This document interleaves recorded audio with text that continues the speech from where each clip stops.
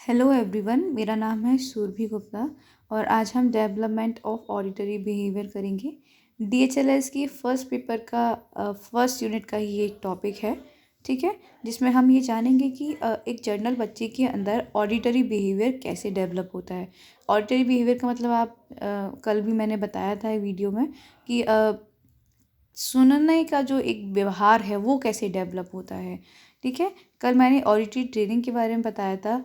अब जब आपको एक्स्ट्रा एफर्ट करके उसको कराया जाता है एक हियरिंग इम्पेयर्ड बच्चे को एक उम्र के बाद, तो उसको हम हियरिंग एड सॉरी उसको हम ऑडिटरी ट्रेनिंग कहते हैं, है ना। और जब ये नेचुरल तरीके से हो रहा है एक जर्नल बच्चे में जो हियरिंग बच्चा है, तो उसको हम ऑडिटरी बिहेवियर कह रहे हैं, ठीक है।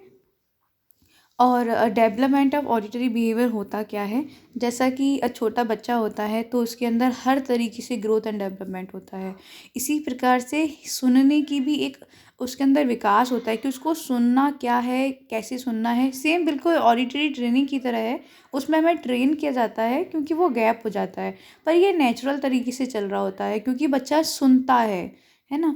तो उसके अंदर हियरिंग का भी डेवलपमेंट होता है कि क्या उसको सुनना है, क्या नहीं उसको सुनना है ना। और ये उसके बच्चे की उम्र के अकॉर्डिंग, उसके लेवल के अकॉर्डिंग ये चीज़ें उसके अंदर आती हैं, ठीक है। मैंने इसमें सिर्फ बर्थ से लेके 2.5 साल तक के बच्चे का मेंशन किया है। आप इसको बढ़ा के 5 साल तक भी कर सकते हैं, वरना इतना भी अगर आप करते हैं तो ये एनफ है, ठीक है। आपके एग्जामिनेशन के लिए अगर आप उसमें लिख कर आते हैं 2.5 साल तक, तो ये एनफ है ना। उसके अलावा अगर आप कुछ चीज़ों को थोड़ा अच्छे तरीके से करेंगे तो आपके मार्क्स कहीं नहीं गए हैं वहाँ पे, ठीक है। तो अगर हम बर्थ से 3 मंथ्स तक की बात करते हैं, तो जैसा कि हम ऑडिटरी ट्रेनिंग में भी कराते हैं, है ना। आप अगर तेज़ आवाज़ करेंगे, ताली आपने बजाई, अचानक से अलार्म बजा या तेज़ी से किसी ने चिल्लाया, तो बच्चा अगर सो रहा होगा या फिर वो कुछ भी कर रहा होगा तो वो एकदम चौंक जाएगा, है ना। हेड मूवमेंट नहीं आएगा पर वो एकदम चौंक जाएगा। और हम जानते हैं कि छोटे बच्चे के पास जो एक्सप्रेशन होता है वो सिर्फ रोना होता है ना, बचपन में। तो अगर आप उसको भूख लगी है वो तभी भी रोएगा, है ना। वो डर गया वो फिर भी रोएगा, बस उसके फेस के एक्सप्रेशन चेंज हो सकते हैं थोड़ा बहुत, तो वो बच्चा रोने लगेगा। इसमें सिर्फ और सिर्फ हियरिंग का हमने लिखा है, लैंग्वेज और कम्युनिकेशन का नहीं है। जब बच्चा 3 मंथ से 6 मंथ के बीच में होता है ना, तो बच्चा क्या करता है कि माँ की आवाज़ को पहचानने लगता है। उसको पता चल जाता है कि हाँ, ये मेरा नोन पर्सन है, बहुत फैमिलियर माँ उससे होती है ना, सारी चीज़ें उसके साथ होती हैं।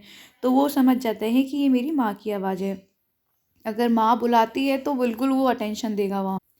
माँ जब बात करती है तो बच्चा मुस्कुराएगा, है ना। अगर वो कुछ कहेगी तो मतलब एक तरीके से अटेंशन देता है, वो कुछ भी कर रहा हो, वो खेल रहा हो, है ना, या फिर वो अपना एक्सप्रेशन हंस के भी दे सकता है। कुछ चीज़ें कर रहा हो तो रुक जाएगा वो, है ना। तो इस तरीके की चीज़ें वो 3 से 6 मंथ में करता है।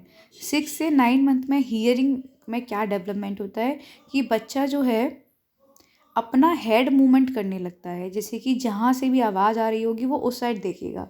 जैसे कि उसका अगर मान लो जैसे कि पहले वाले में क्या था कि अगर आवाज़ आ रही है, जैसे तेज़ी से किसी ने चिल्लाया, तो बच्चा डर जाएगा उसी जगह पे, है ना। वो चौंक जाएगा और रोने लगेगा शायद, है ना। लेकिन अगर इस टाइम पीरियड में क्या होता है कि अगर जहाँ से आवाज़ आ रही है बच्चा वहाँ पे हेड मूवमेंट करने लगेगा, यानी कि उसके अंदर डायरेक्शन वाली जो क्वालिटी है साउंड के प्रति वो डेवलप हो जाती है, ठीक है। उसके अलावा जब हम बात करते हैं 9 से 18 मंथ में क्या होता है इस पीरियड में, कि आप जब बच्चे का नाम, वो अपने नाम को रिकॉग्नाइज करने लगता है। जब आप उसके नाम को बुलाओगे तो वो आपको देखेगा, है ना। जब भी आप उसके नाम, वो अपने नाम को पहचानने लगता है। और देखिए 9 से 18 मंथ में ये चीज़ें उसके अंदर डेवलप होती हैं, है ना। और जब हम ऑडिटरी ट्रेनिंग कराते हैं बच्चे को, क्योंकि बच्चा बड़ा हो चुका होता है, तो है ना, हम उसको साउंड की पहले वो चारों स्टेप कराते हैं, है ना। अवेयरनेस से शुरू होती है, कॉम्प्रहेंशन पे ख़त्म होती है। वो स्टेप कराने के बाद हम उसको नाम वगैरह सारी चीज़ें उसी के अंदर कराते हैं, है ना। और एक जनरल बच्चे में ये 9 से 18 मंथ में डेवलप हो पाती है ना। आप समझ रहे हैं, इस चीज़ को कोरिलेट कर पा रहे होंगे आई थिंक, है ना।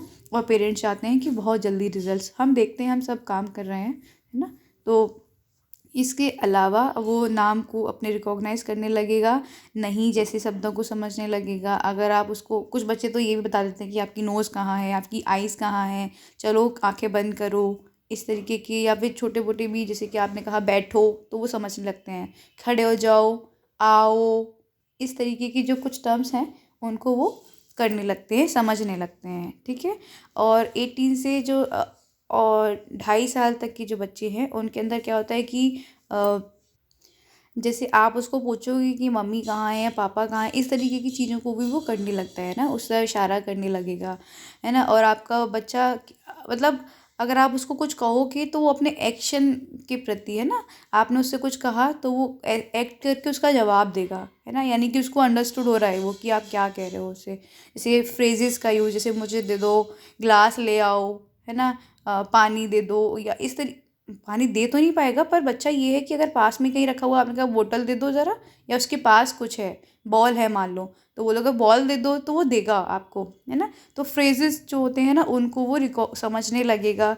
उसके साथ जो भी एक्शन होगा, रिएक्शन उसका होगा, आपके जो आप कहोगे उसको, वो उसका जवाब देने लगेगा अपने एक्शन के प्रति, एक्शन के द्वारा, सॉरी, है ना। तो इस तरीके की चीज़ें होंगी। इसी के साथ थैंक यू। अगर आपको वीडियो अच्छा लगता है तो आप प्लीज़ इसको लाइक कीजिए एंड शेयर कीजिए। Thank you.